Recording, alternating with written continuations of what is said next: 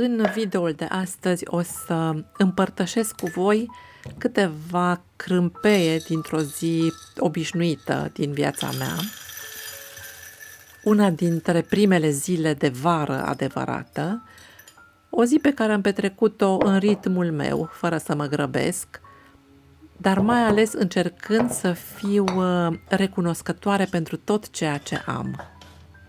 De când zilele s-au lungit atât de mult, parcă mă trezesc și mai devreme decât de obicei, iar una dintre cele mai mari plăceri ale dimineții este cafeaua proaspătă.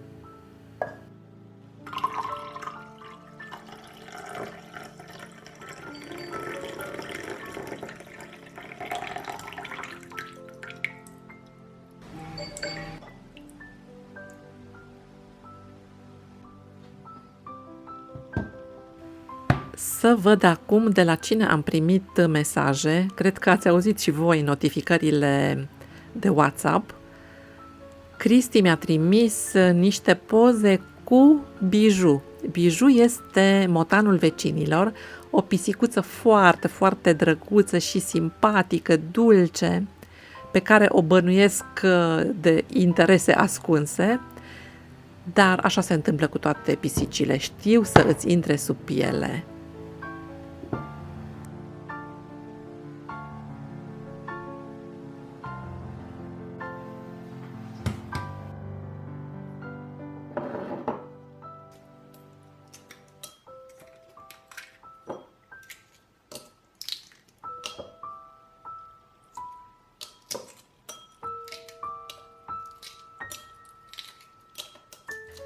În ultima vreme am primit din nou foarte multe întrebări legate de postul intermitent, dacă îl mai țin sau m-am lăsat.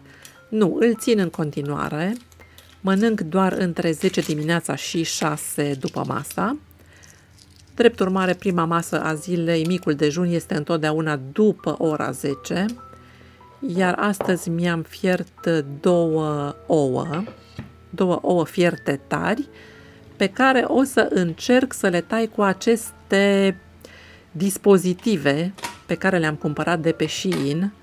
Părea ceva foarte simplu, să tai ouăle într-o formă plăcută din punct de vedere estetic pentru ouă umplute.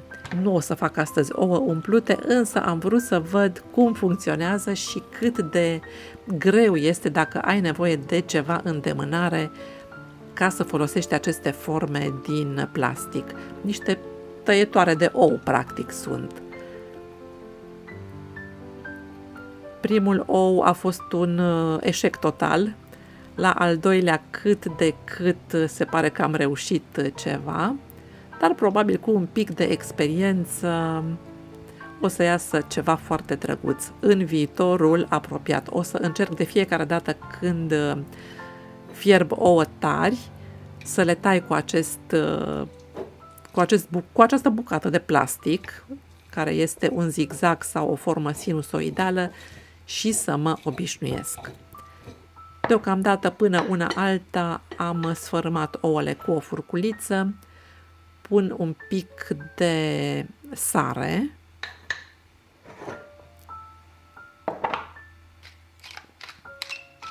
piper, bineînțeles, pentru că îmi place mâncarea condimentată, și un pic de maioneză, cât să țină ouăle legate.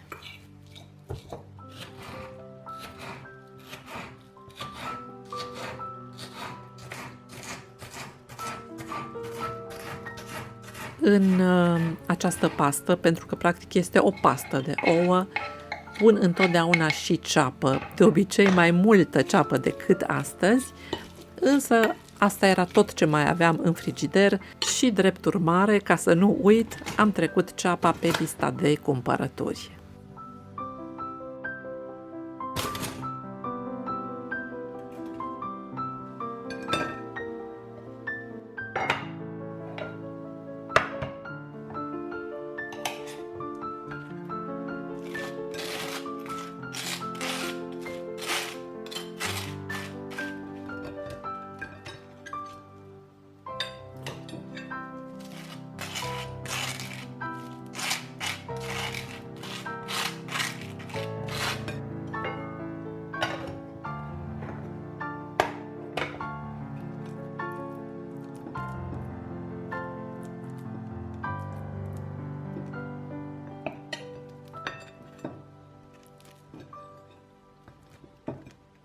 2 felii de pâine prăjită pe care le-am uns cu mult unt, cu generozitate, aș spune. Apoi am pus pasta de ouă, câteva feliuțe de castravete și acesta este mic dejunul meu. Am plecat apoi la EasyBox pentru că trebuia să trimit un colet în care se afla o pereche de sandale pe care le-am vândut pe Vinted, aplicația pe care o folosesc de vreo 2-3 săptămâni și de care sunt foarte încântată. Am reușit până acum să vând vreo 5 sau 6 articole, lucruri pe care nu le mai foloseam. E adevărat că nu am făcut bani mulți din asta, dar scopul aplicației nici nu este acesta, ci să scapi de lucrurile pe care nu le mai folosești și să reciclezi. Am făcut un mic ocol ca să ajung acasă și am lungit puțin plimbarea pentru că aerul era așa de proaspăt și de răcoros. Plouase cu o noapte înainte și peste tot se simțea miros de flori. Ca să nu mai spun cât de frumos se auzeau păsările atunci când nu treceau mașini.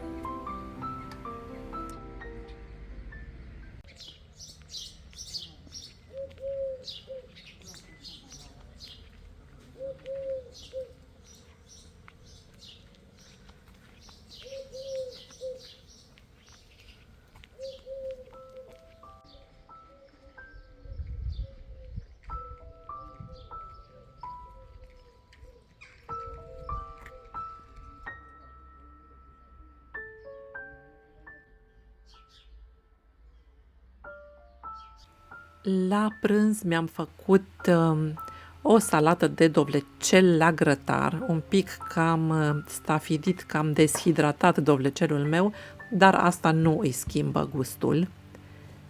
Este o mâncare pe care o ador pur și simplu și pe care cred că v-am arătat-o cel puțin de 3-4 ori până acum.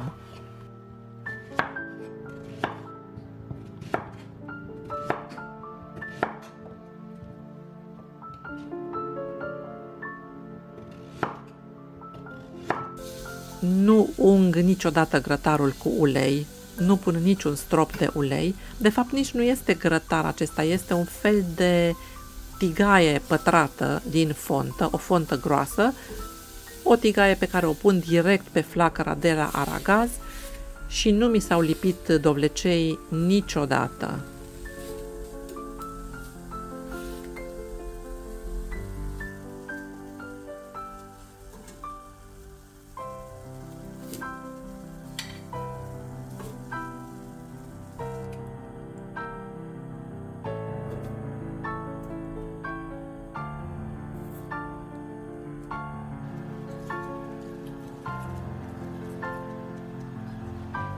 Cât sunt încă fierbinți, pun ulei de măsline. De data asta poate că am pus un pic cam mult și, bineînțeles, nelipsitul piper.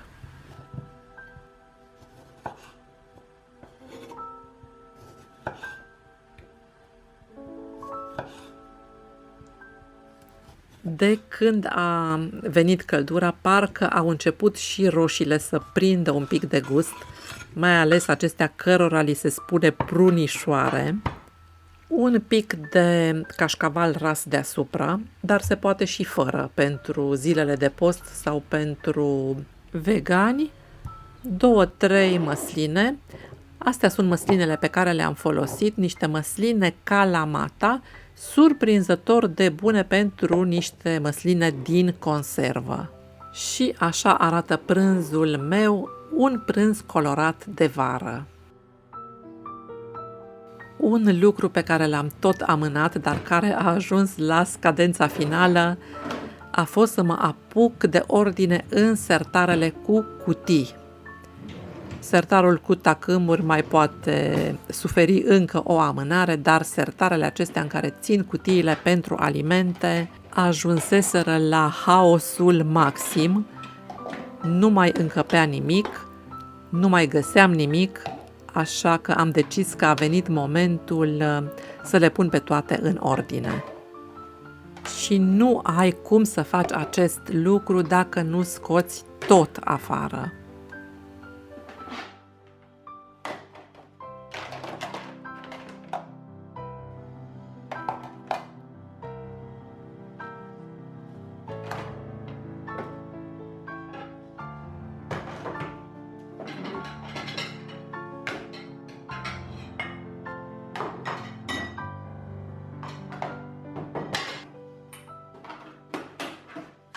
Știam că am o oarecare obsesie pentru tot felul de cutii, cutiuțe și o seamă de recipiente.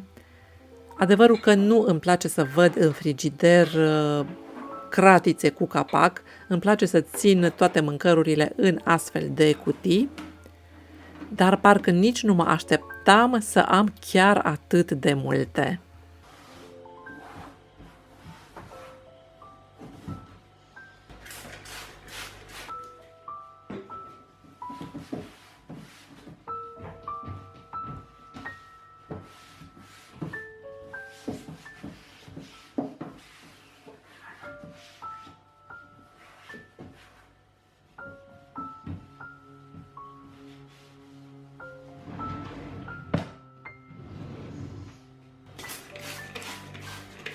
Acesta este spray-ul pe care îl folosesc de la Farmec. Triumf pentru suprafețe multiple. Nu știu dacă se potrivește neapărat pentru mobilă, dar a curățat-o bine și oricum altceva nu aveam la îndemână.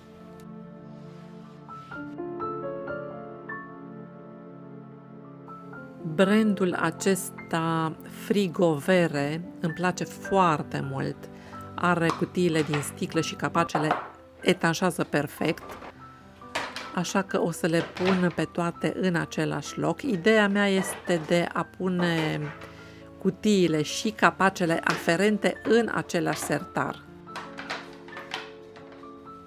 Și le-am pus pe categorii. 3 vase pătrate din sticlă, cele 3 capace aferente lângă. Astea sunt tot pătrate, tot din sticlă, capacele lângă. Un bol, un vas dreptunghiular, astea dreptunghiulare mai micuțe, iar cele de unică folosință, gen cutii de înghețată, băgate undeva mai în spate. Eu zic că arată destul de bine, nu? Iar în sertarul de deasupra o să fac același lucru, numai că aici predomină cutiile pe care le-am cumpărat de-a lungul timpului de la Ikea. Iar acum să vă prezint rezultatul final. Așa arată sertarele mele cu cutii, rezultat pe care l-am obținut după aproximativ o oră de muncă. Dar adevărul e că mi-a făcut plăcere. Am plecat apoi la Kik, ultimul magazin unde speram să găsesc niște plicuri din hârtie, niște plicuri format mare. Am căutat în toate supermarketurile din oraș și nu am găsit.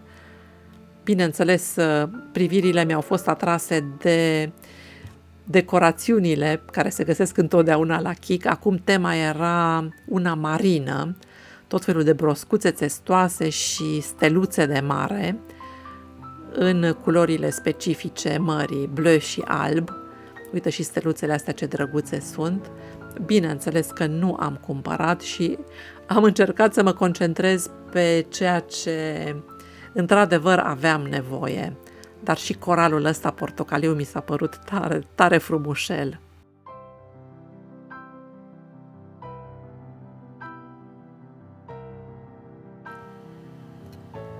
Când am ajuns la raionul de papeterie, am ochit plicurile din primul moment. Exact ceea ce îmi trebuia, formatul acesta mare A4.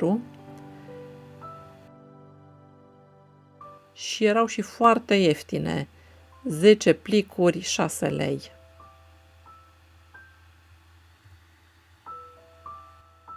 Ce am mai văzut? Niște role de scoci.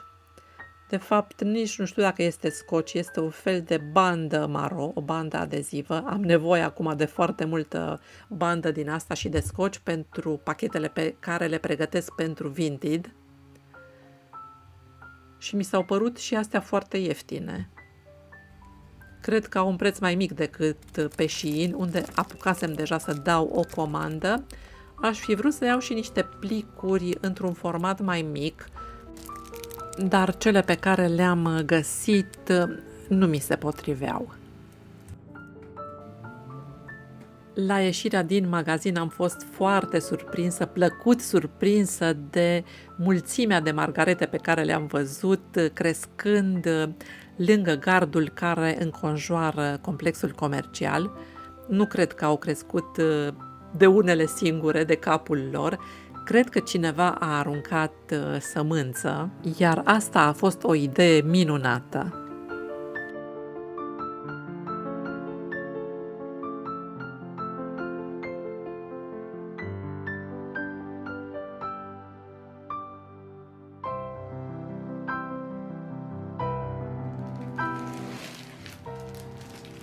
Să vedem acum și cum arată plicurile.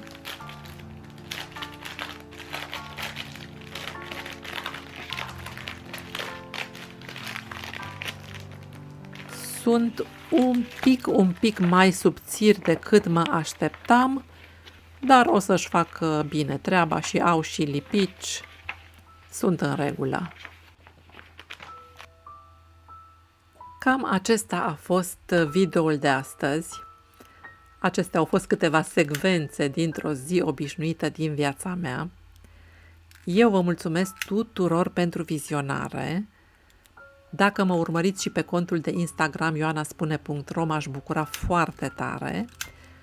Dar înainte de a încheia, vreau doar să vă spun că lumânarea aceasta de la Bath & Body Works, cu miros de mandarină, mango și sare de mare, cel puțin așa scrie pe ea, este absolut minunată. Miroase a vacanță. Vă mulțumesc așadar că ați ajuns cu mine până la sfârșitul acestui video și până data viitoare să auzim numai de bine.